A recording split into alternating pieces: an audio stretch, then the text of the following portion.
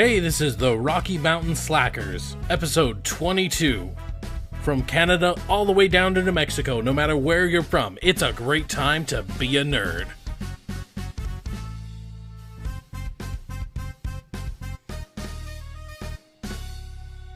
Alright guys, thank you so much for joining us again here on the Rocky Mountain Slackercast.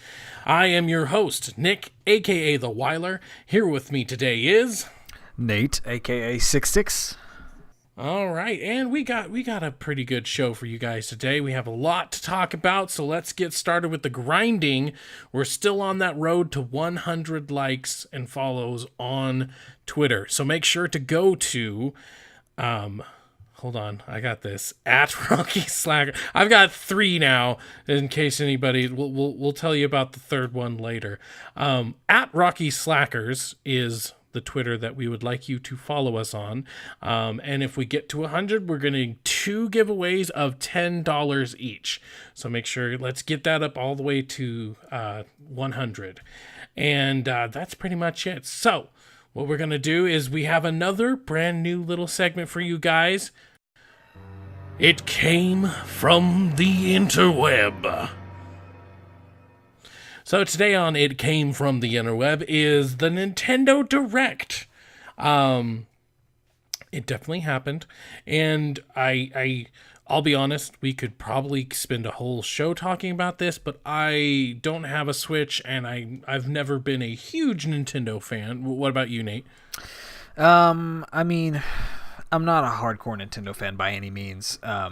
I could hear the hype from miles and miles away about this Direct, so I didn't actually watch it. I didn't actually watch it live. I ended up watching it the next day with a reaction to it. But I mean, I pretty much knew all that was being released. But yeah, I mean, I'm cool with like a portion of the announcements, just because those are the ones that directly affect me. I had a 3DS and I sold it to buy my Switch, so none of the 3DS things I'm interested about. Yeah. So, I mean, what I'll do is I'll go through and I'll say a lot of the different reactions, or not reactions, I'll say the different titles that were announced and like a 1-sentence reaction to it, and then you'll do it right after me, okay? Okay. All right. So, Dylan's Dead Heat Breakers. Neat, I guess, but stuck on the 3DS. Honestly, that one I completely missed over in the Direct. Like, I remember them saying the name. I remember Dylan's, but I don't remember anything else about it. It actually does look neat. Oh, great. Now we're going more in depth. It does look cool. It's like a tower defense and you're like some kind of a vehicle. So, I mean, it does look good. Bowser's Inside Story. And then also Bowser Jr. So it's like this weird subtitle, like, you know, Ultra Moon and Ultra Sun or whatever. Looks amazing. See previous comment, which is it's stuck on 3DS. Go ahead. Sorry. Detective Pikachu exists, and this is the only one I want to break down on. Can we talk about why in the hell A, Pikachu is talking, B, why somebody made the comparison, he sounds like Danny DeVito. Why? I mean, I understand the character has to talk, it's Detective Pikachu, but like, I don't know, like, it's not bad, it sounds kind of interesting, but it just, that caught me off guard really bad when I watched the Direct. Yeah, I mean, it is just something that's a little weird. And they kind of talk about it in the trailer itself. It's like, this is a weird Pikachu. It's not like any other one. And it's like, is it literally just? I think what would have made more sense if they would have explained it a way that like whoever is carrying around the Pikachu has like a translator. So it's like you can lightly hear Pika Pika Pika Pika Pika Pika Pika, but then it has like a voice and it's translating it or something. So that would have made sense. But for all of these, no matter how cool or interesting they look, the main question is why have anything on the 3DS and not on the Switch, or like, I don't know, like cross play like on Vita.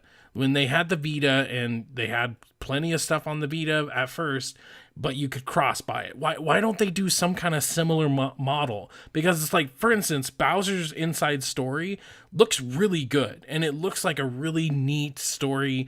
And any other like Mario RPGs, like, we haven't really been getting those on the consoles. They've been stuck on the 3DS or just the Nintendo DS, and it's like, I would really like to play that, but I'm not getting a 3DS just to play that. I want a Switch, and I'm probably gonna get one for Christmas this Christmas, but I'm not getting a 3DS just to play that game, which really sucks. It looks awesome. I have two simple answers for you. One of them is the fact that the 3DS basically prints money for them. They've got it stocked up enough in manufacturing, and they're so cheap to make that they can make a lot of profit just off that device. And the install base is still insane for the 3DS. Also, why they don't crossplay, it's probably because they're two completely different architectures. You know, the Nintendo Switch, even though to me it's a handheld, it's still a console, and it runs a similar architecture to what the Xbox One and the PS4 does, from my understanding. It's more in line with those than it is a handheld, whereas the 3DS is still considered a handheld. So those are two relatively simple answers for that. Yeah, and it's like, I get it, but at the same time, it's just like, if anything, because the Switch is considered a console, like, it should be able to run that stuff with no problem, even if it is just a port. Like, if you look at, like, Call of Duty, we're spending way too much time on this. If you look at Call of Duty, when they still had, like, Black Ops 3 and Infinite Warfare on the previous consoles, Activision didn't take care of doing that. Somebody else did. So they worked in tandem. They were both developing the game at the same time, but somebody else was doing the porting to it. So then why can't we get the same thing but with the Switch? I don't know. Like, I would really like to get it. Also, here's a really funny comment I had. Why do they snap their fingers every time they say Switch? It's not called the Snap.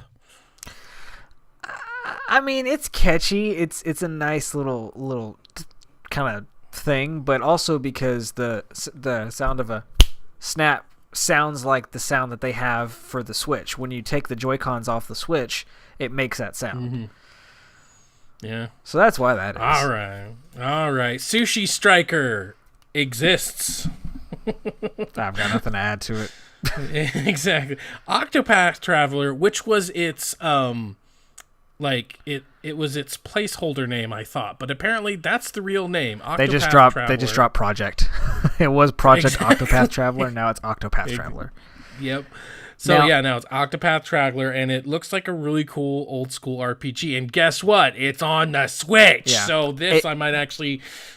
They released the demo a few months ago, and I actually played it. I'm not going to play the whole thing because I don't want to invest 3 hours. It's a meaty demo, but it's a really cool game. Like, I haven't ever really been big into the Final Fantasy kind of games, and this plays like an old school Final Fantasy, and it's really cool. So then they have the new No More Heroes. No, seriously, No More. Yeah. No, that's what I called it. Dark Souls 1, good for people who missed out. And other than the fact that I didn't get that far into 3, Dark Souls 1 is actually one of my favorite ones. I could see me revisiting this one. Do you think that game is a good fit on the Switch? Yeah, I do think so. As long as I mean, I guess the only thing they have to worry about is, since the game doesn't technically pause and you're put into suspension, obviously that's when they have to add the pause functionality. Yeah. Well, it's like, I can tell you that the Skyrim port for Switch, I think, belongs on a Switch because the graphics look decent because they were from 2011, and it's really fun to play on the go. I haven't played the Doom. I could see the same thing. I haven't played the Doom port, so I can't tell you if that's good or not. But a lot of people liked it. But I mean, it's one of those that if I still have my GameFly subscription, I may rent Dark Souls. But I mean, I've got really no interest in purchasing it. Yeah, I mean, I've told people before, I'm in the cab, 8 hours a day. So something really meaty like this, or even Skyrim, but Dark Souls just always spoke to me a little bit more than Skyrim. So for someone like me, or for somebody who has always had a Nintendo and so therefore missed out on it, this would be really good. Mario Tennis, I have to admit, it looks really, really cool, but I personally would prefer Strikers.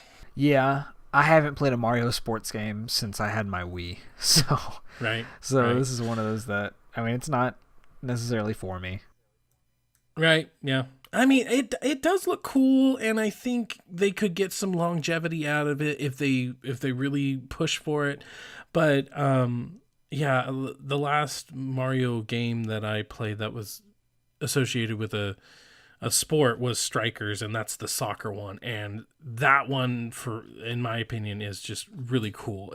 It's really cool having like the different characters, and they kind of have the same thing where they can do special moves, but then like a lot of the smaller characters are like Dry Bones or Shy Guy and stuff like that. So to have a bunch of those running around, and I don't know, I like it. I hope if they're willing to go back to tennis, because from what I remember, the Wii U version of that sucked and a lot of people didn't like it, at least critically. So if they're willing to retread that one, I'm hoping they're able to retread Strikers. So Yeah. Captain Toad gets a second chance on the Switch. Once again, it was stuck on the Wii U, so This looks cool. I'm excited to play this. yeah. I didn't play this, obviously, because I didn't have a Wii U, so this would be something that I may pick up. Yep. And then we have a couple, let's see, like 4 games that are basically on the other consoles, and they're making their way over. We got Undertale, Crash, Little Nightmares, and South Park: The Fractured Butthole.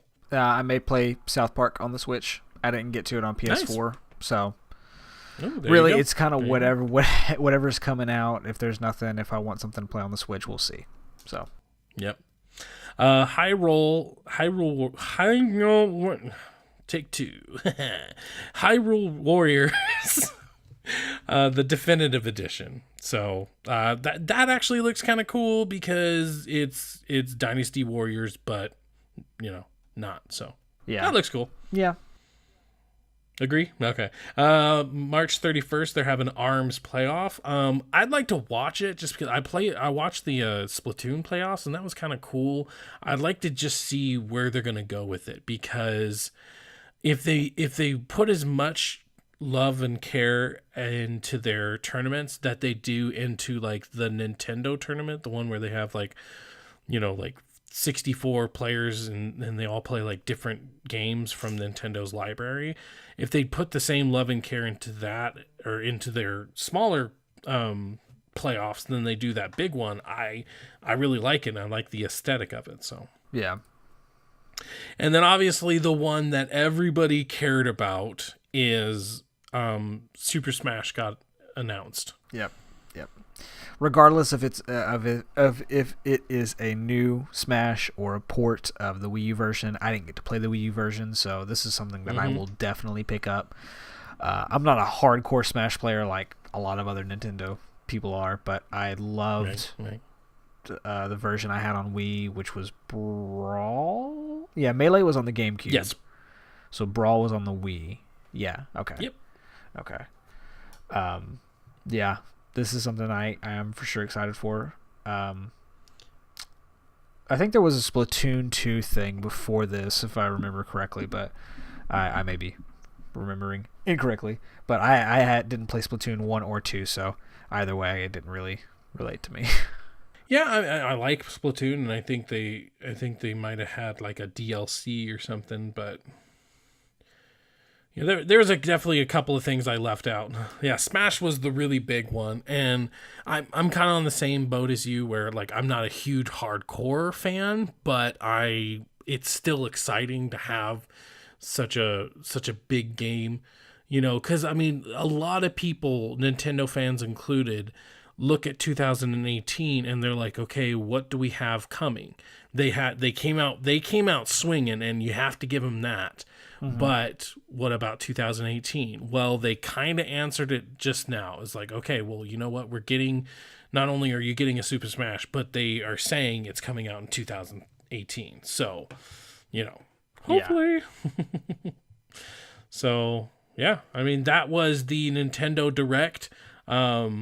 Just a quick little reaction to what we thought. Up next, what we're going to be talking about is what we've been doing since we've been slacking off.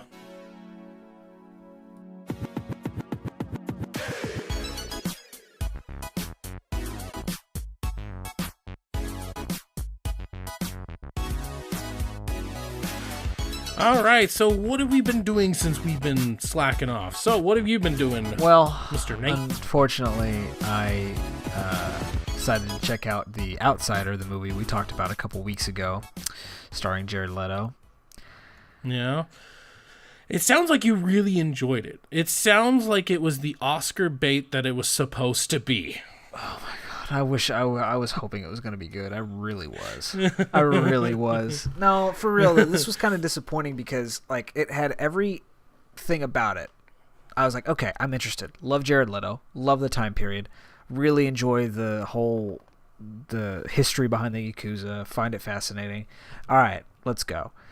One of my first notes that I wrote was it's kind of hard to not see this as just Jared Leto in a movie.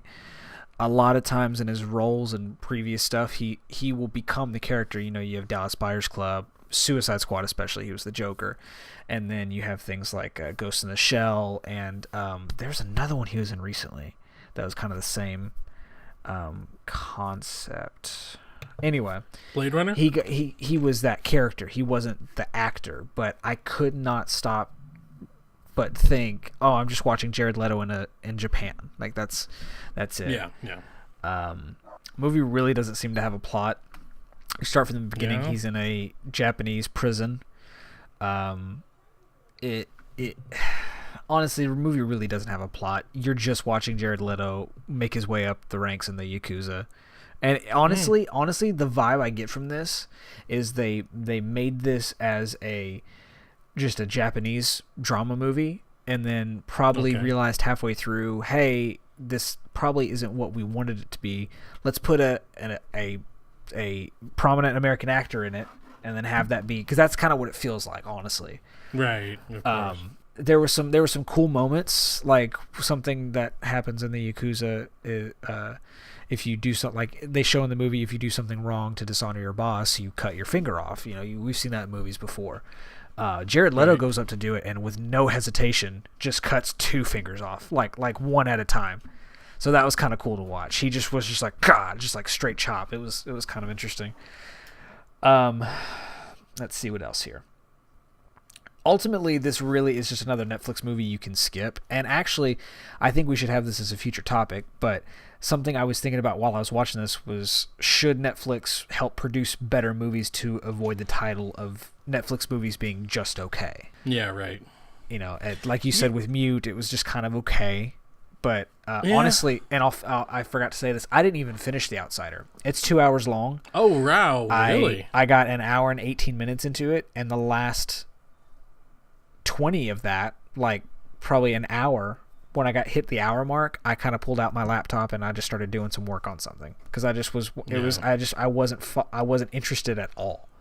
It couldn't get my interest. Feeling it. So yeah, and that's the sad thing, because I did have kind of the similar experience with Mute, where and I mean, Mute had the mystery going. Like I think the only reason I actually finished the Mute was because there was a mystery. There was a whodunit, and so I didn't want to leave and not know what happened to the girlfriend or where she is, and and also what's up with Paul Rudd's character, so there was that little bit of mystery and trying to figure out, okay, what's going on? What is this actually about? And then it happens, and you're like, okay, that sort of explains this, and it sort of explains that. But then it kept going for literally another 20 minutes, and it's like, wait, what? why are you doing this? Oh my God, And Yeah. so, but yeah, it's a good point. Like, should they invest more in making better movies? And I think what unfortunately I think what's going on lately is the fact that they're putting a bunch of money into these movies and they're trying to get a lot of them out, but what they're not doing is making sure they're good. Because almost all of them seem like independent films, whether or not they're big budget or not. Like Bright seemed like a pretty high budget film, but that's probably the exception to the rule. Pretty much anything else that you find that's a movie on Netflix, they all seem like independent films. Yeah. But they're all being treated like a high budget film where it's like, okay, let's get him out, let's get him done, and boom. They're trying to zip them through the production, zip them through the writing, and they're not, stopping and taking a breath and being like, okay, let's make sure this is good. A lot of independent films have the luxury of just stopping, taking a breath, and be like, let's make sure that what we're doing can be considered art, can be considered a good movie, and yeah, so like it's just unfortunate that we're at that state, because there are plenty out there that are good, like Ravenous. It's technically a Canadian film that won a couple of Canadian Film Festival things, but the only place you can find it, unless you like go onto Amazon and stuff like that, the only place you can find it is Netflix.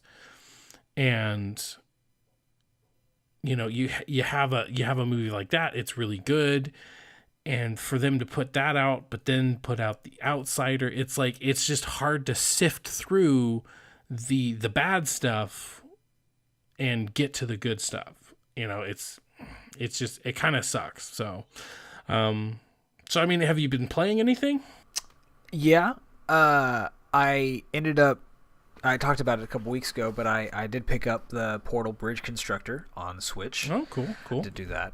I ended up picking up the Portal Bridge Constructor on the Switch, like I talked about a couple weeks ago. Okay.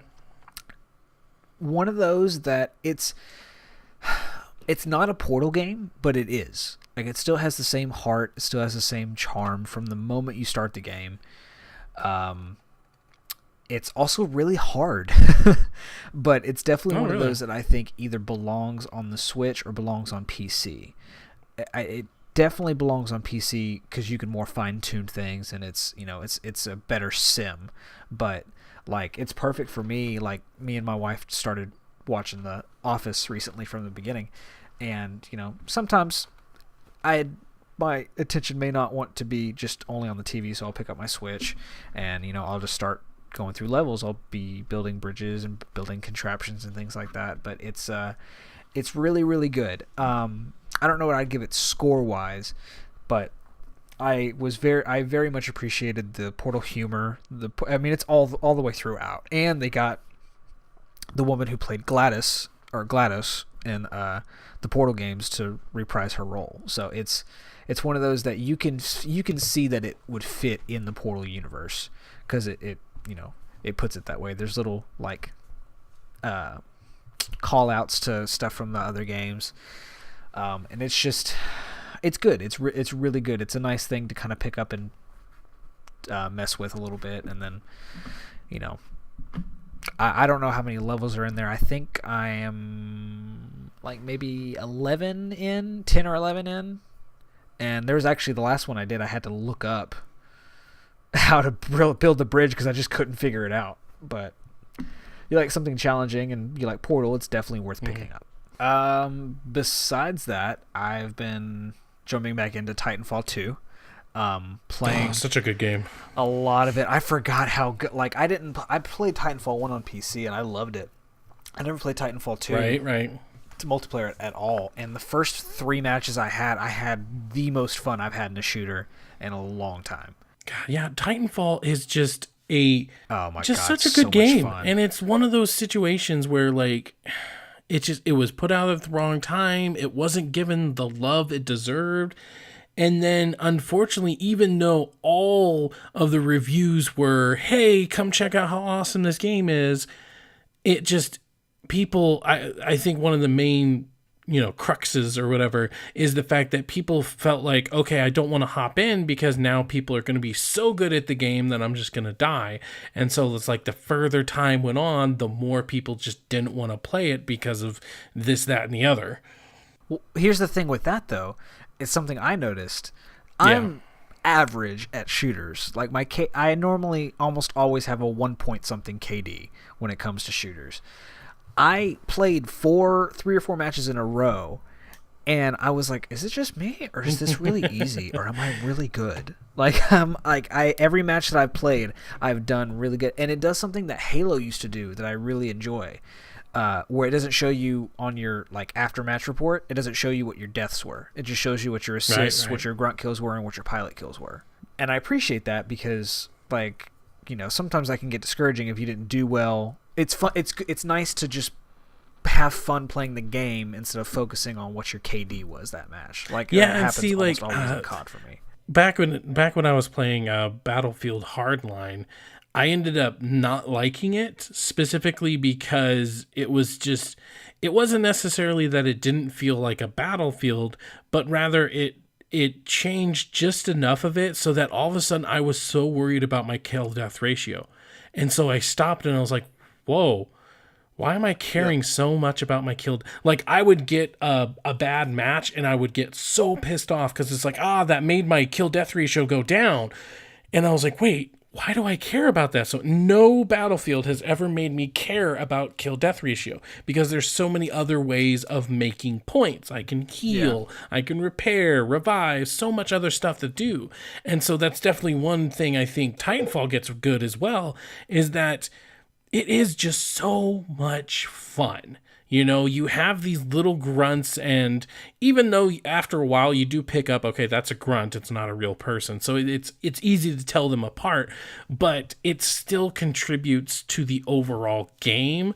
So it makes you feel good. And I feel like morale can be a huge difference in whether or not you do good in a multiplayer game. Yeah, definitely. It's one of those that it sucks that got so overlooked. But especially that came out in 2016, I would say that's probably the best multiplayer shooter of that year. Because Infinite Warfare, 100%. Campaign was great. Multiplayer, I try to get the first day or so I get a Call of Duty, I try to get to rank 10. I don't even think I'm rank 10 right now. I played maybe 3 matches of it, and I was just like, this is just trash. This is not good. So, besides that, I'm still doing that MCU in review. Oh, nice. Along with the kind of funny guys. I just watched Winter Soldier this past week, and I'll be damned if it still is not the best Marvel movie that has come out yet. Yeah, definitely one of the good. So good. And that's about it for you? Well, yeah, unfortunately, I didn't get to Outsider. I've been trying to finish up Altered Carbon. I haven't quite finished it yet, but I'm getting really close. The latter part of that season definitely starts to get really good. I tried out the Terra beta, which me being a lowly little piece or console player, I'm like, I know this has been out on the PC because I've heard about it, and I looked, and I want to say it was like 2015 or 2014. It was like a really long time ago, and all of a sudden we're getting it now on the PlayStation.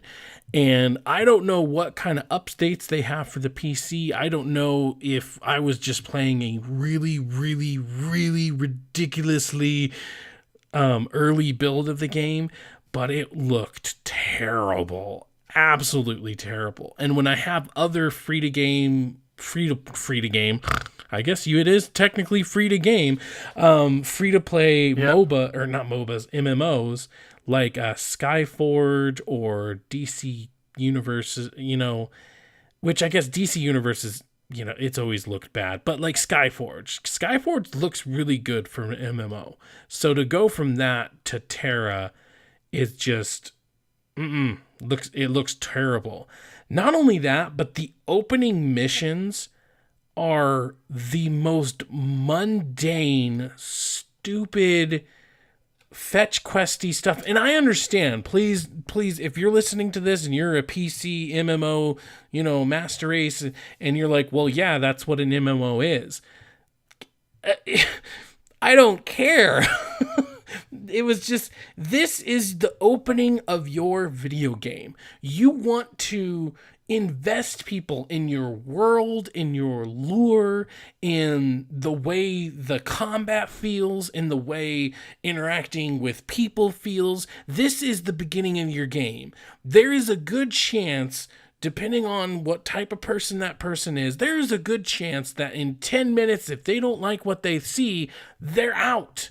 And so you just missed out on having a paying customer because, they want to buy more bank slots. They want to buy more cool costumes. They want to buy a membership, whatever. You missed out on that because you made the most boring intro I have ever seen in any MMO ever. So boring. I cannot explain just how boring it. Well, I can. You go up to a guy, he talks a bunch. He's like, go over here. You go up to a girl, she can't find her teddy. So you have to search for some teddy in some bushes. And then you go up to this other guy. He's too lazy to go pick sticky grass. So you go pick some sticky grass. And then you mend the teddy bear because it had a tear in it. So you go back to the girl, and then all of a sudden trees appear and you have to attack them.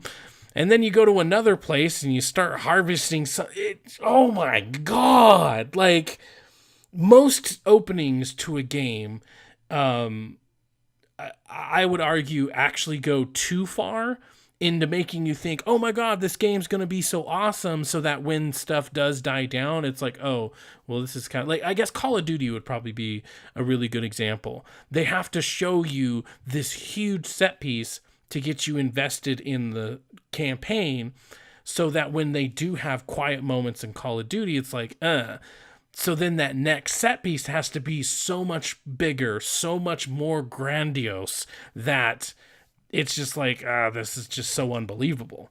Whereas this is just so mundane. It's so boring. And I just know if there's somebody out there and they love Terra, I just know they would come up to me and be like, oh, dude, just play for 20 hours. That's when the real game starts. I'm sorry. The real game starts when I start playing the game. Same thing with Destiny. Oh, well, it doesn't really start until you get to level 20. It's like, no, I've played the entire game. I've played through the entire campaign. Don't tell me that the story or that the game really starts at 20. If you haven't hooked me in before 10 hours in, you're not hooking me. I mean, is that just me? What do you think about that? I hate that whole argument. Thank you. Anyway, just give it 40 hours and then you'll be fine. No, like there are some instances. I think there was one instance, I don't remember what it was. Oh, it was Altered Carbon. Okay. Where I was like, okay, kind of enjoy this, and it wasn't until episode 4 that I was like, all right, I'm hooked. You sold me. Yeah. But for the most part, like, and I know that is true. Like, that's how it was for Assassin's Creed for me as well. And a lot of people said this. You got to play a little bit. And which I agree. I played the first hour and I was like, oh, this is really overwhelming. And then probably a couple months later, I picked it back up and got lost in it. And I was like, oh my God, this is really good. Right. But like, I'm not a big MMO player, but yeah, I've heard that a lot. It's like, you gotta give it a good few hours or so before it gets good. And it's like, well, like, no. And you messaged me the other day. I was like, does this interest you? And I was like, no, not really. Now it definitely doesn't. Well, no. I mean, the thing is that even with even if I found like a really gung-ho group, even then I don't think that this would intrigue me whatsoever. Now, Elder Scrolls, I can't remember personally the beginning missions, but I remember being hooked. I wasn't hooked for very long, mind you, but I remember at least being hooked, and it felt very much like Elder Scrolls. It's just that there was there was very MMO stuff that was going on. I'm like, oh, okay, I see what they're trying to do here, but it was still, I think like your Altered Carbon analogy, yes, it might have taken you to channel. It might have taken you till episode 4, but you can at least admit that it was still intriguing enough that you wanted to get to level 4. What am I saying? Episode 4. Jeez, that's how frustrated I am at Terra. Make a more fun game, and it sucks because from like the advertisements and stuff like that, it's like the one thing that they stand out above other MMOs is that they're action oriented. Well, you can't really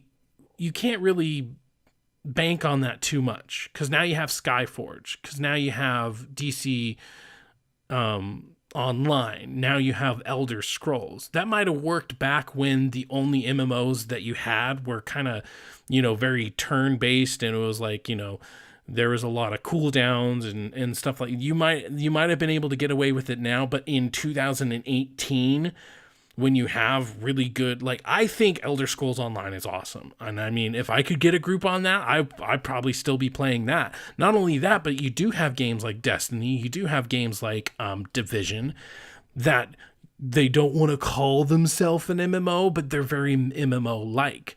So to come out in 2018 and not only be an MMO and an action MMO, but try to make that like it's a selling point, it's like, nah, brah. You gotta do better. Yeah. So I wasn't very happy with it. And I mean, yeah, I don't know. There's a couple of stuff I'm excited to watch. Like, I got a backlog on Netflix right now. Like Jessica Jones, like I wanted to watch it, and it was just one thing. I'm like, we're trying to get rid. I'm stuck on ER right now. You remember ER?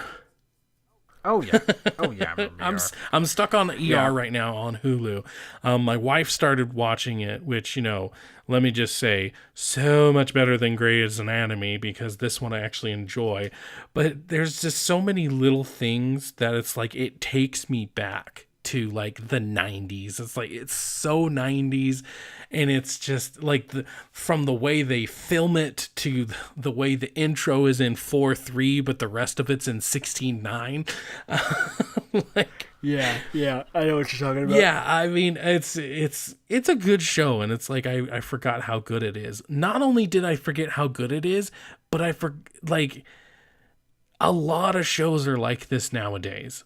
And this probably was one of the first. I'm not going to say it was the first, other than, it was probably one of the very first popular ones.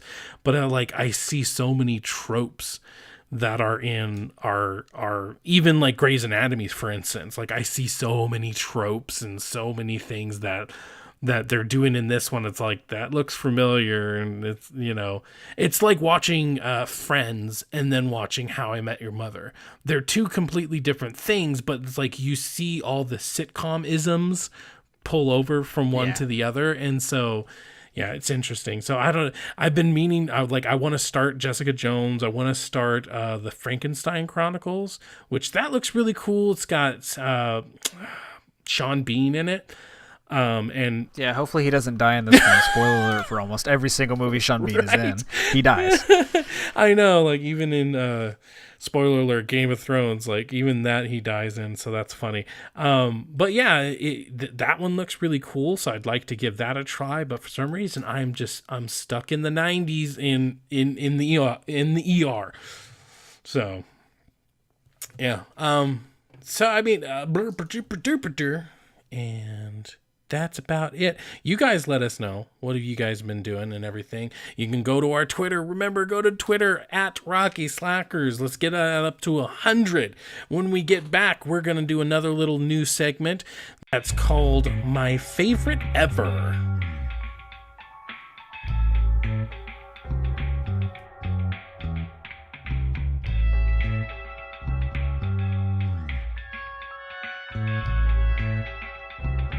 Hey, are you a fan of Fortnite the game, or Fortnite Battle Royale, the game mode inside the game?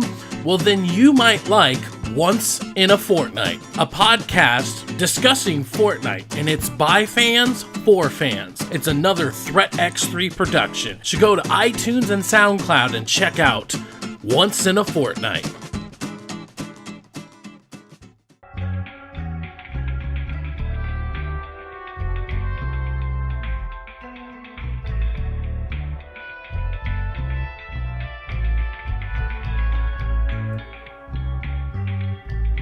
Alright, so we still got some new stuff for you. We're trying out some new formats. We got a little segment, big segment, little segment, big segment. So I hope you guys enjoy that.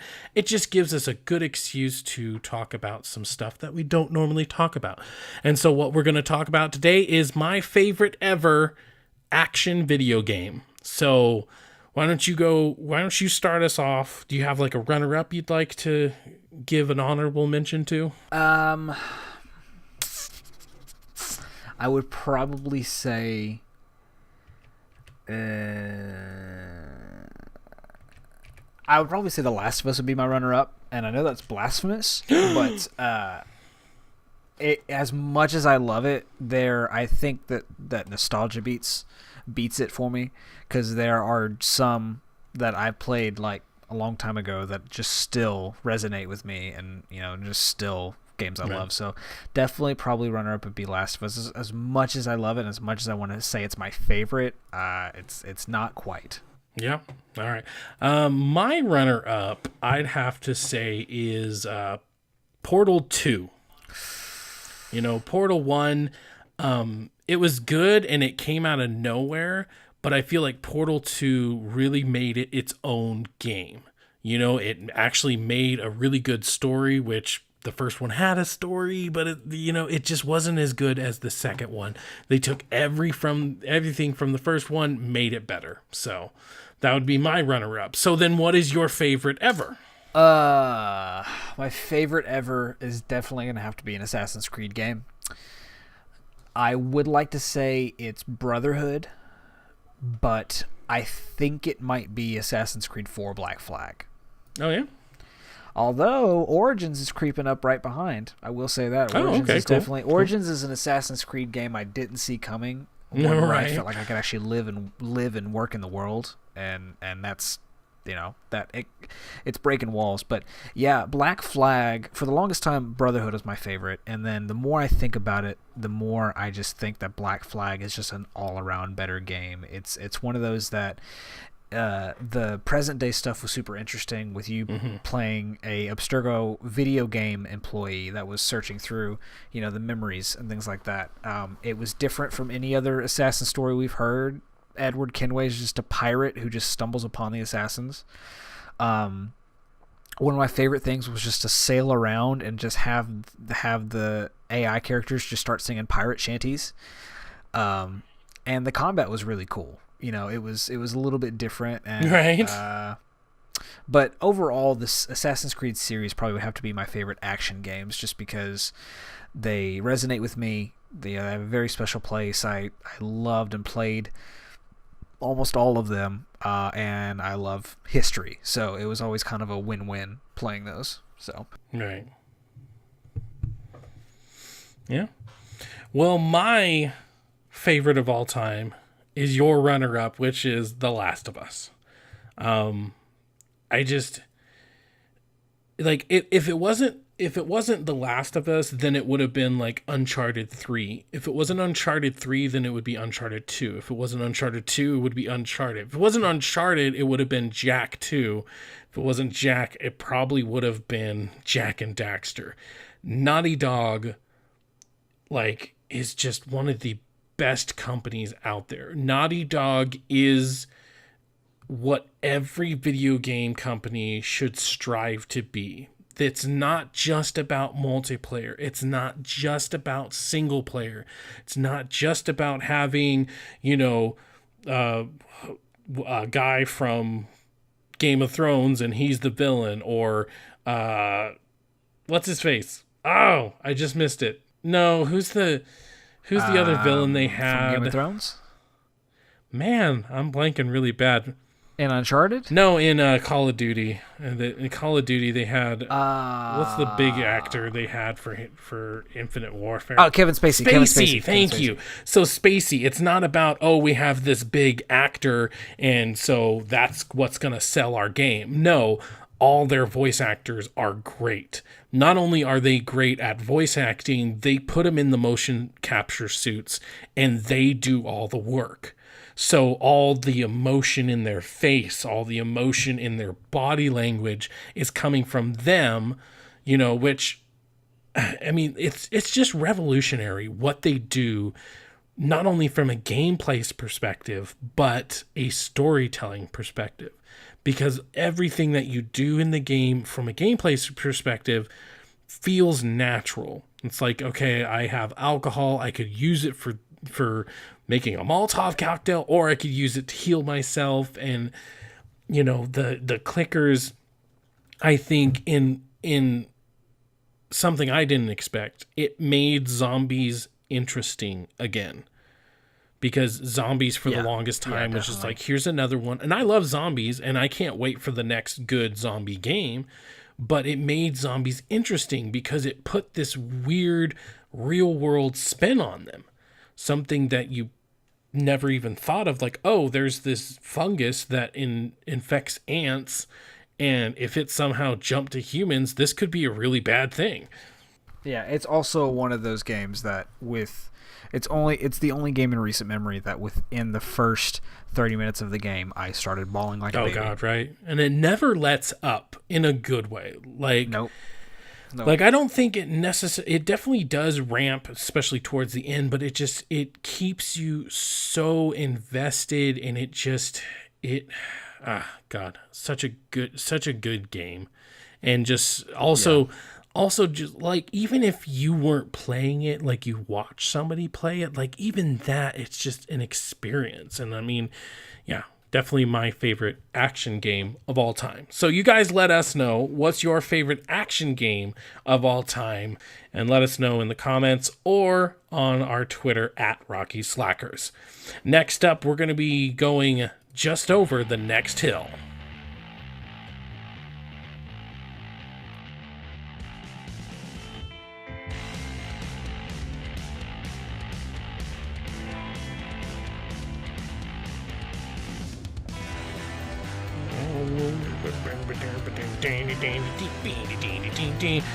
All right, so just over the next hills, where we talk about things that are coming up. Now we have a couple of really cool things. Finally, we're starting to get some games and some movies that I really want to talk about. So we have, we'll go video game first. We have A Way Out, which looks like just a really cool co-op experience. What are your thoughts on it? I'm really excited for it. I hopefully be able to successfully play this the way it needs to, and maybe I can get the wife into it. Maybe we can couch co-op and see if she likes it. But yeah, it's I played like a demo of Brothers on the 360, I remember, and it was cool. It was neat. It took some getting used to, but this definitely looks like a nice little release, in this almost springtime. Right. I mean, I think that's the thing that's going to stick out about this is, even if you're playing online, it's going to be split screen. And so the different stories that could come from that alone seem like really cool. And it just seems like a really cool aspect to do. I mean, it just looks like the ultimate Prison Break, and the fact that you can play it split screen or you can play it online. There's not enough games that do that. I can't count them. Uncharted, as much as I love it, I absolutely love it. But Uncharted, for instance, the main story, you always have somebody trucking along right next to you, and they help you out. They shoot at people, obviously not very good, but they follow you around. And all the time, I'm just like, why can't that be a person?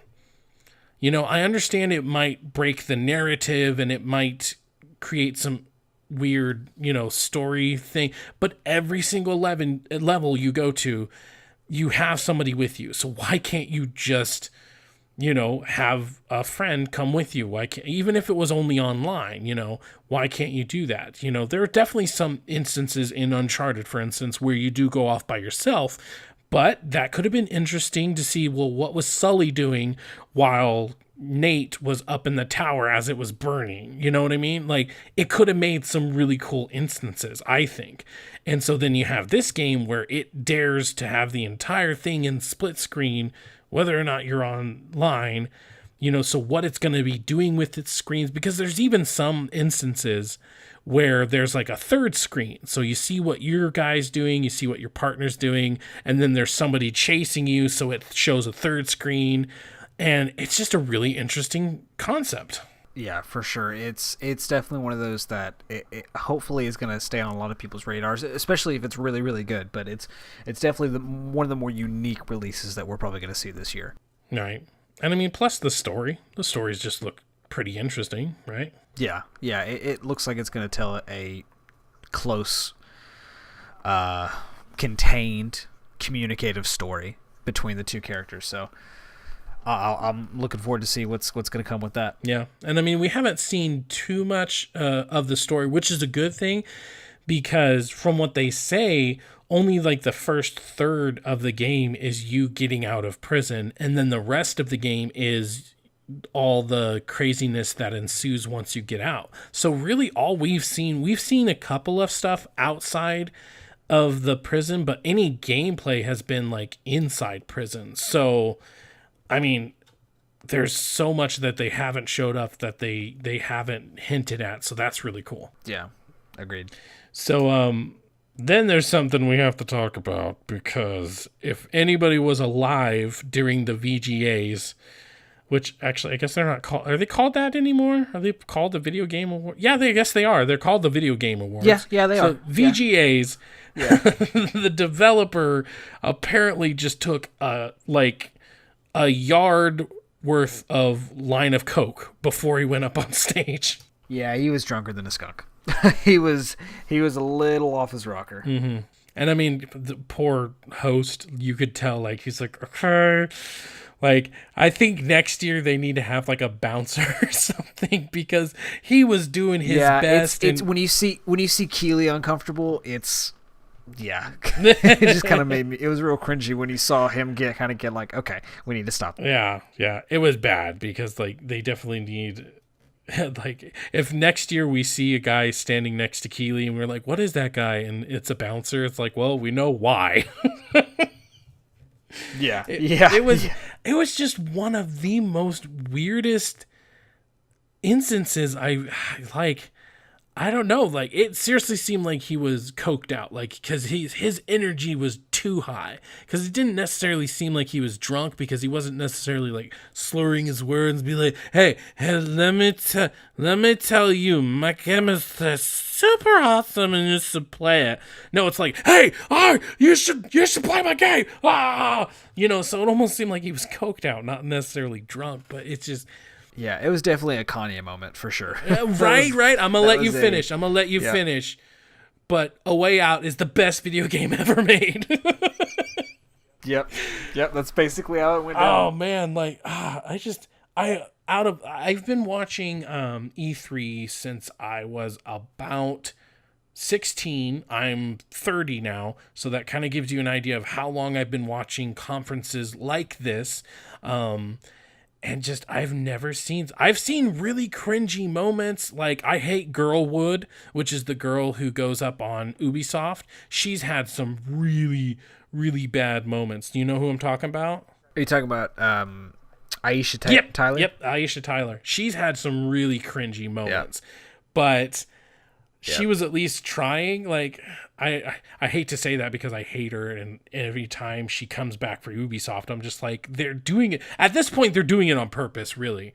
They're like, Aisha Tyler, everybody hates you. You want to come do it again?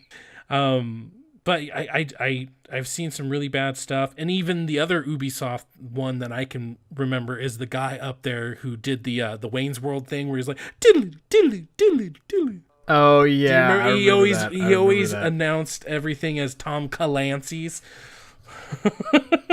Yeah. That was Yeah, no, I terrible. remember that. But nothing comes close as coked out A Way Out developer. Like nothing. It was so cringy, but yet you felt safe inside his arms for some reason. So A Way Out looks so good. It's definitely something I could see, just like you, playing through with my wife.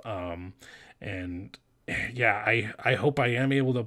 I'm wondering. I don't know if they've announced this or not, but I'm assuming that a computer will just take over the person if somebody else is not playing. I don't know. I honestly don't know. I think it's only split screen. Like, I think that's the only way you can play it, but I honestly don't know. Right. Well, I mean, they definitely can't do something like the other two brothers, because it was like one analog stick was one brother and one analog stick was the other one. I don't think they could do something like that in this one, because that would just be like sensory overload.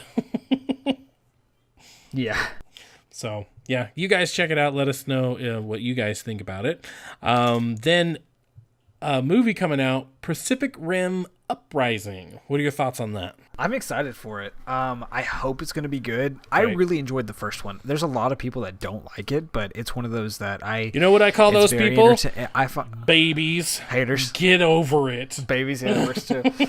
Yeah, no, Pacific Rim was... I mean, I don't know what you're expecting. It's a giant robot fighting monster movie. Right. There's not enough story. And Idris Elba's in it. Idris Elba's in it. I don't care. Just give me Idris Elba for the entire movie, and I'm fine with it. Totally fine with it. Yeah, give him some guns and have him, shoot it. Oh wait, no. Yeah. But I'm excited for it. I hopefully can see this in the IMAX, because when I saw the first Pacific Rim, the theater I went to was kind of a small one. Yeah. But they were having it in 3D. The entire movie was black barred.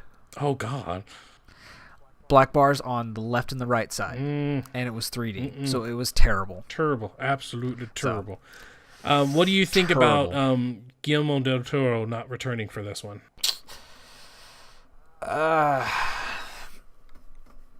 mean, more than likely, it's probably going to be more action oriented. Yeah. If I was to take a guess, because you can tell his essence in every movie that he does.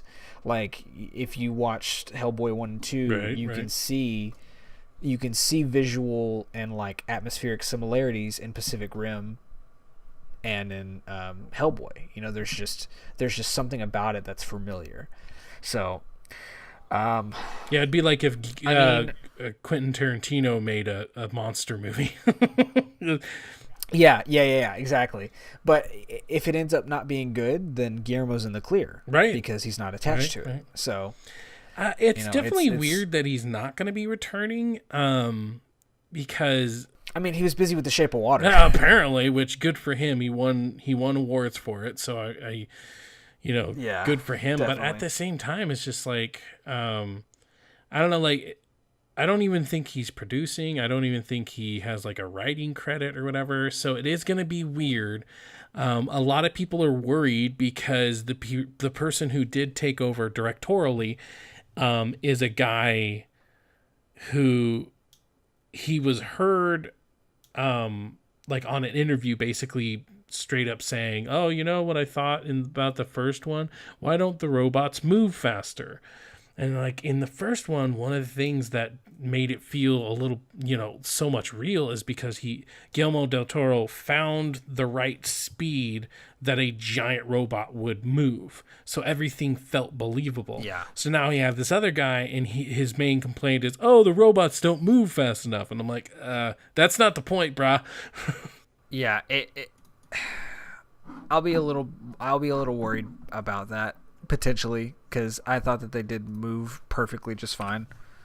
So right, I will see. I'm gonna walk into it blind and just hope for the best. I guess another thing I'm a little bit worried about is the cast. Obviously we got I'm blanking on his name, but he played Finn in Star Wars. John Boyega. Oh, okay, Boyega. Thank you. And then Clint Eastwood's son.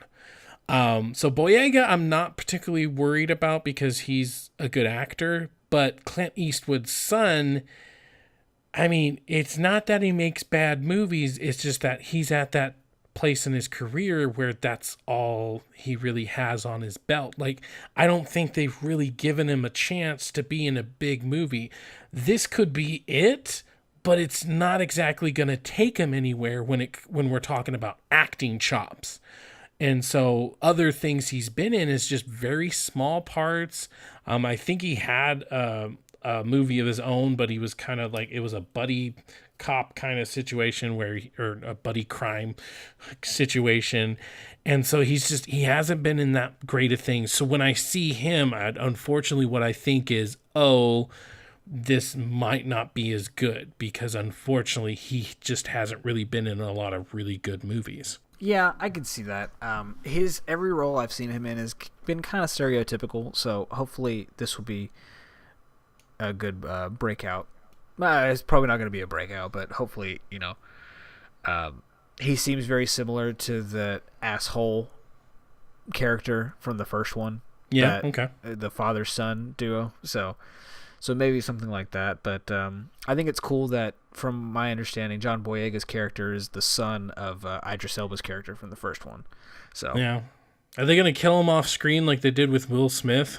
No, because spoiler alert for Pacific Rim that came out in 2011.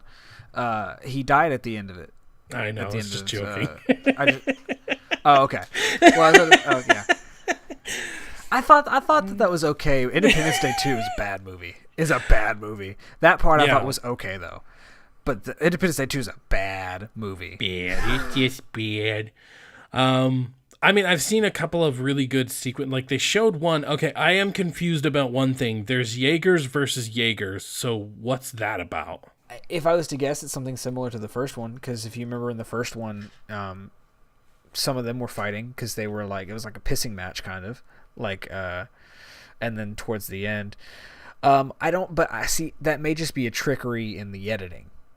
I've seen a full-on fight scene where the description was Jaeger versus like evil Jaeger, and so it's a silver one, and it's a full-on fight scene where like it shows you about 3 minutes of the fight scene, and yeah, so for some reason there's evil Jaegers, and so at least from the dialogue, sure. That's interesting. Yeah, at least from the dialogue, it didn't sound like they were egging each other on. It like you didn't even see the other people, so it's like, did the the kaiju, did they find their own type of technology and they're sending help or something? Is the kaiju really just the monsters, and now we're seeing intelligent life coming across? Yeah, I don't know. Yeah, we'll find out. That's your job. Really Jeez. We'll find out when we watch it. Okay, fine. So let us know what you guys think about Pacific Rim Uprising. If you're going to watch it, if you're excited for it, what do you think about Guillermo del Toro having relations with fish and then putting it on screen? I mean, come on, guys. Why are we giving awards to that? What happened to Me Too? I'm just saying. Oh, that was a terrible joke. Terrible. All right, so let's go on to our next last. Up next, we're going to have open discussion.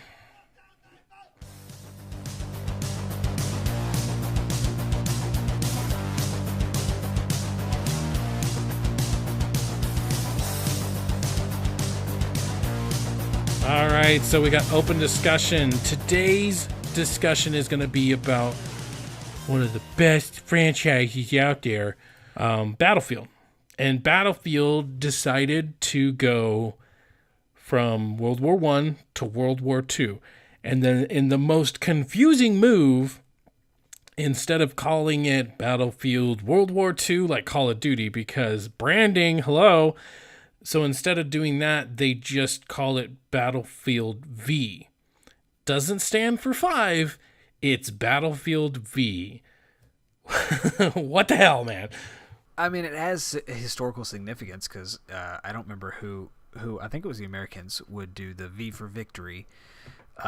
So I mean, it makes sense in a sense, but I mean, it's the same thing with the iPhone. I have an iPhone 10. I call it the X because that's visually what it says, iPhone X. Right. But Apple's like, no, it's the 10. So, like, people are going to see this, and it's like, oh, it's Battlefield 5. No, it's Battlefield V. Just like honestly, Fighter it's Z. kind of the same thing with the. Yeah, exactly. That's what I was about to say. It's like you can shove that up your ass. It's Fighter Z. It You is wouldn't just fi- say it fighters. is fighters. Do That's fighters. what we should have. We need to find somebody who wants to have an argument about Fighter Z. Have them on the show and just annihilate them because it's Fighter Z. And here's why it's Fighter Z. It's Fighter capital Z, and the Z is in a different format. Yeah, exactly. If it was just fighters with a Z at the end that was just a little bit bigger, okay, I understand that. But it's Dragon Ball Fighter Z. Yep. Don't come at me with that. Oh no, it's fighters. It's fighters with a Z. Right. It's Fighter Z. Is it also Dragon Balls? So annoying. Yeah, exactly. So annoying. Anyway, what were we talking? Oh yeah, right. World War II. Battlefield. Yeah. So I think it is interesting that they went. They didn't make the Call of Duty mistake where they went all the way into the future, which technically they did because there's something called Battlefield 2142. But I guess just like EA, we're going to treat that like a cancerous tumor that we got rid of and just move on. But they went modern and then they went back to Battlefield 1. Love it or hate it, which I kind of hate it, but love it or hate it, Battlefield 1 made sense because there was such a fatigue of Battlefield or World War II, should I say, and people just weren't sure if it was time to go back yet. And so I think it was actually smart going back to World War I because it was something that not a lot of people had really covered, you know? And so I feel like that was a smart move, but for them to only have one game, it's like, well, why couldn't they have tried more? You know, why didn't they just, I don't know. It's weird. Why didn't they keep going with World War I? Why are you all of a sudden going to World War II now? Yeah. I'm honestly disappointed that it's not Bad Company 3. Right? I think they would have. I honestly, I mean, I know this one was probably in development for a long time, but I really do think they made a mistake because Battlefield 2, Bad Company 2, is a really Battlefield Bad Company 1 and 2 are both really fantastic games. They're really good story games, really fun multiplayer. They're a completely different suite from what your typical Battlefield multiplayer experience is. Definitely, well, for the most part, but it's. You know, and a lot of people, especially with the content drops for Battlefield 1 since release, they've introduced a lot of World War II weapons in there. So a lot of people are like, we're already playing this basically in World War I. So did they really? I did not know that. I don't think they're exactly World War II weapons, but they're like prototypes or something. No, I think most recently. Because from my understanding in Battlefield 1, there wasn't a whole lot of automatic weapons in the game to be historically accurate. But I think the more content drops they had, the more automatic weapons they were releasing. Which automatically leads into World War II. So I don't know. I don't have much experience with 1. But I mean, hopefully they can make a better World War II game than Call of Duty World War II. You know, it's not to talk trash about it, but it's cool that it went back to boots on the ground, but it just kind of was a boring multiplayer. Yeah. You know, which is Call of Duty in general. Hey yo. Well, we can have a debate about that one. Oh, can we? Can we? Here's the thing. Battlefield 1 was a good game. It was not a complete game.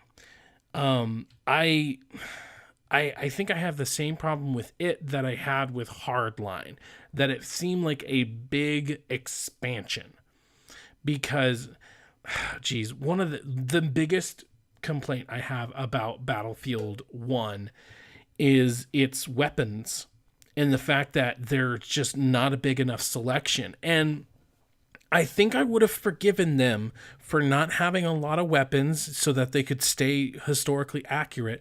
But what they did to pad their list is that they put all the weapons and their variants as different weapons. So if you wanted your rifle but you wanted it with a scope, you had to spend like 600, whatever the hell points it was. And so instead of in any other shooter or any other Battlefield game, you'd have to use that whoopin'.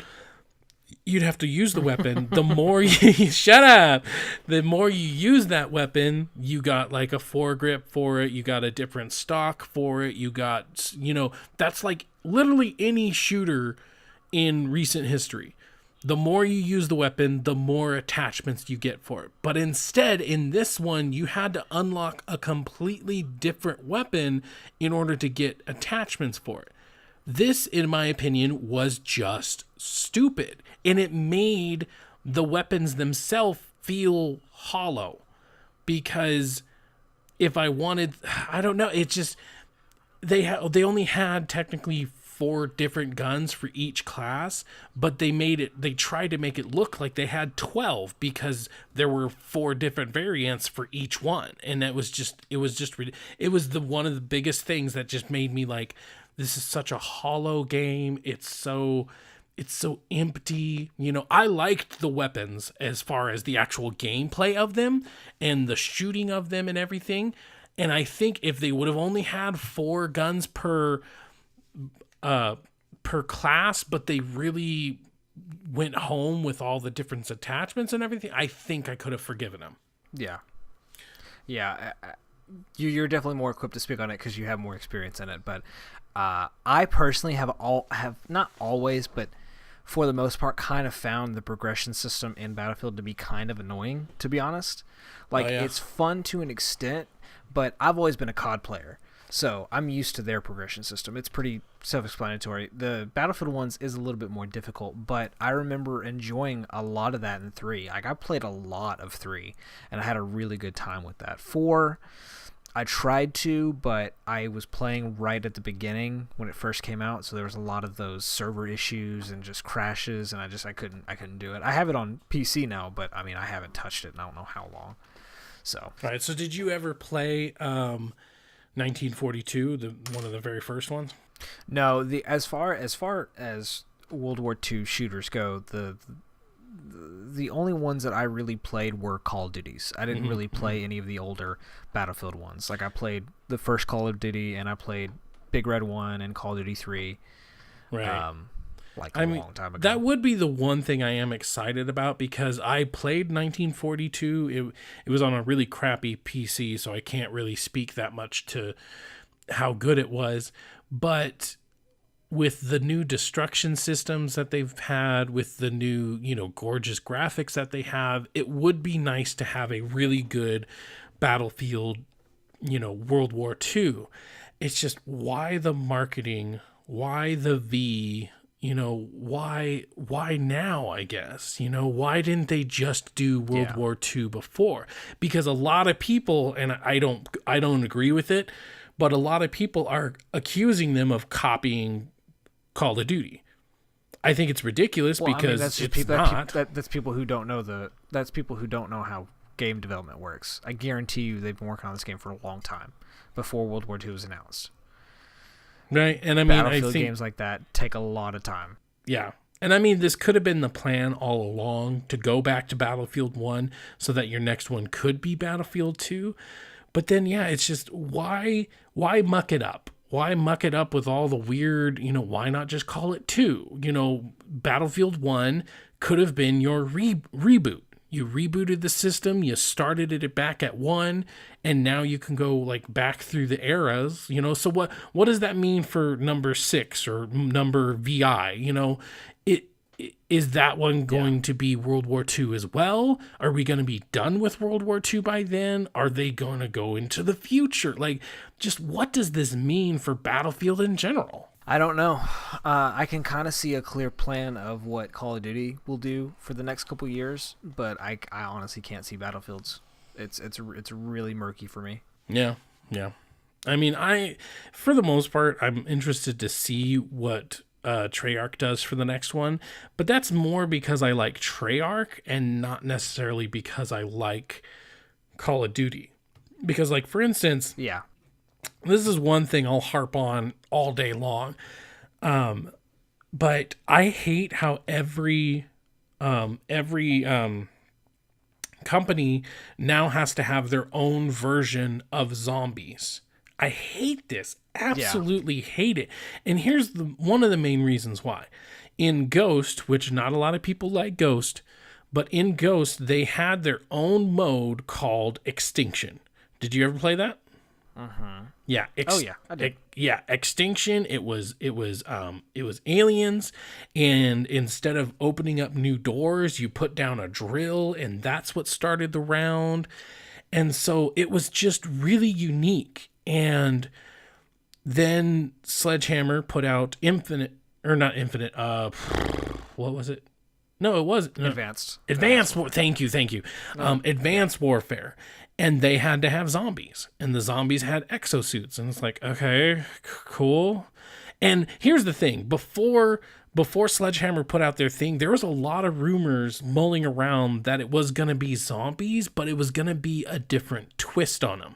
So it was supposed to be like this Hellgate that opened up. And so we were going to have zombies and like minotaurs and like different stuff like that.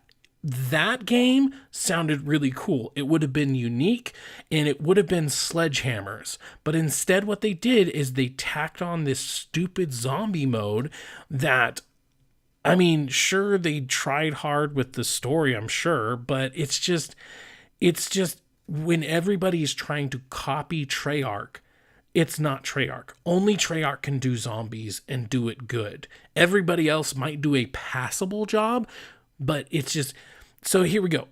Going chronologically, then we have Infinite Warfare. Infinite Warfare is set where? In space. What was in Ghost? Aliens. But what do they do? 1980s zombies. What the hell? I will say though, that zombie mode was really fun. Like, I don't care. Especially the second map they had, the Rave in the Redwoods, which was like a Friday the 13th take on it. It was really fun. Like, I will admit that. But yeah, I mean, I'm with you. Honestly, my personal opinion, I think there is zombie fatigue. I really, really do. What I would like to see Treyarch do, and I think it'd be cool if Treyarch did it because they're basically the founding fathers of zombies. Hell yeah. In my opinion, I mean, that's pretty much fact as well. With the trend of Battle Royale being a big thing, I think it'd be cool if instead of a zombies mode, they had a Battle Royale mode. It could be interesting. I mean, I think no matter what, everybody's going to have some version of it. So, I mean, the main question would be, I think, here's the thing. If a big company like Call of Duty was to do a Battle Royale, I think they could do it right. But there's a couple of things I think that we need to change in order to make it good. Only having one map, in my opinion, is what makes Fortnite and PUBG get stale. Luckily PUBG did get a second map, but it's like you're going on this little map. If you play 10 rounds, you can probably see everything there is to see, other than like, oh, there's this Easter egg in this corner over here. You know what I mean? But it's so if something like Call of Duty or even Battlefield for that matter, since that's what this started off as, if Battlefield or Call of Duty could make a Battle Royale, but they made it so that like, okay, here's 4 maps and they rotate through the maps, everything. Even 4. So Battlefield would be good because they could have 4 maps that are specifically for Battle Royale and then still have like 8 other maps that are for any other game mode that also include the 4 maps or something, you know, something like that. And I think it would fit really good. Call of Duty, I mean, if that's what they focused on, I still think they should do 2 or 3 maps. They could still make it way bigger than normal. I don't think they should do 100 because, I mean, they don't need to. They're Call of Duty. They don't need to do 100 if they don't want to because, you know, they set the trends, not anybody else. Was there anything else you wanted to say on that? I kind of took over. Sorry. No, it's fine. I mean, that's... whether it's Battle Royale or not, I kind of hope Treyarch just does something different. And also, please give us a better campaign than Black Ops 3. Black Ops 3 is probably the best jetpack Call of Duty game, but God, that campaign is awful. It is so bad. It is remarkably bad. Yeah. I mean, I didn't really necessarily like Black Ops 2 that much either. And the main I love thing, Black Ops 2's campaign. See, now the main thing I didn't really like about Black Ops 2, I didn't like jumping back in time, then going forward, then back in time, then going forward. It was just jolted. You know, I mean, I feel like they could have just left out the stuff that was in the past. They still could have had a genuinely good story without that. And it was just the time jumping that I was just, I'm done with this. You know, I don't like going from the futuristic, really cool weapons and gear to, you know, an AK-47. It's weird. I can see that, but I personally liked it just because you saw what the consequences you did in the past you saw the actual effect, the consequences you made in the consequences of your actions in the past is what happens in the future. And I thought that was really cool. Also, probably one of the best video game music moments I've ever experienced, that nightclub scene with Skrillex. Oh, that still gets me excited every time I play that level. Oh yeah, because then it goes slow-mo when it starts breaking down with the dubstep music. Oh, so good. So good. World War II. Battlefield. It's turned into a Call of Duty conversation. Yeah. It's turned into just a shooter conversation and Battle Royale and everything. Yeah, but it's a weird move for them to do it. I do genuinely think that it was planned. They were going to go back to World War I and then World War II. To the day I die, I think Call of Duty straight up copied them and be like, oh yeah, you're going to do that. Oh, we're going to do it too. And I mean, if anybody would be able to do it, I think it would be Activision, because a lot of the assets from a World War II game were already in it. So it's really just making the maps and making the avatars and stuff like that. You know, like I don't put it past them for copying EA, where, you know, they haven't made because Call of Duty's been having the same engine since like 2007, whereas DICE at least has a new engine. So when they made Battlefield 1, they weren't making it off of stuff they already had.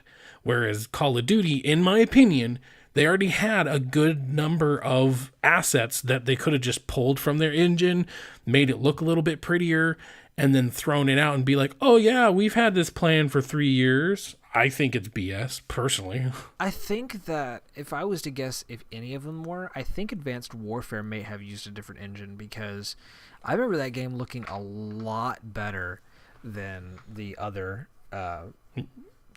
ones, like even Ghosts. I remember it looking like really, really good compared to Ghosts. But I see what you mean. I think Infinite Warfare is when they officially went like next gen. Yeah, I would say so, probably on that as well. But that's it for me. That's it for the Rocky Mountain. Okay. Yeah, I mean, what do you guys think about Battlefield not only going to V, but going to World War II? Let us know. Once again, go to Twitter @RockySlackers. If you like if you like Fortnite, go to @OnceFortnite for our Once in a Fortnite Twitter. And announcing. We're going to be having a podcast just for Far Cry. We're super excited about it.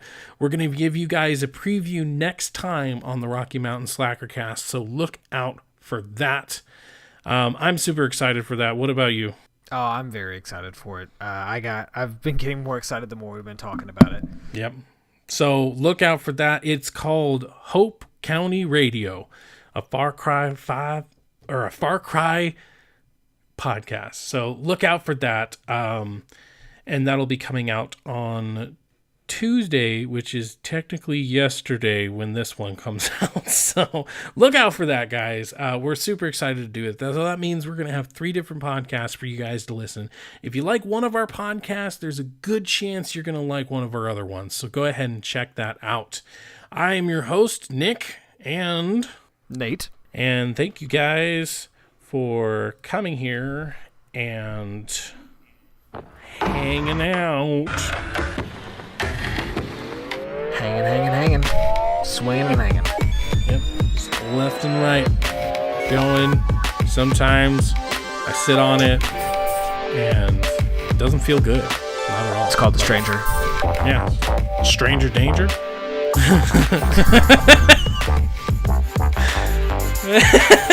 That was terrible. Just terrible.